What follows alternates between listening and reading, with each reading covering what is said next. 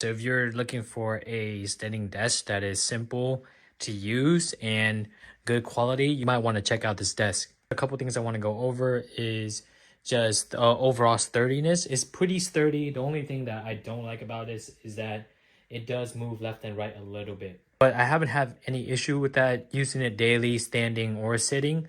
Unless you're really pushing against it, maybe it's not stable.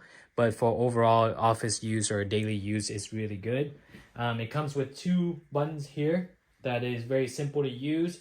You press it up and it will go up. It goes up quite high. So this is where it is at. Don't mind my cable management. I mean, that's not I'm reviewing. If I'm reviewing that, that would be a really bad review. But if you press it down, it will go down. It goes down pretty low as well. So it's pretty smooth.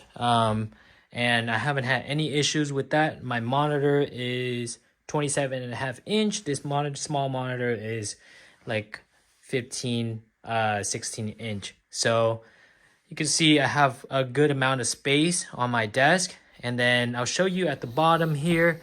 That's where all the wire is at. So the power runs here.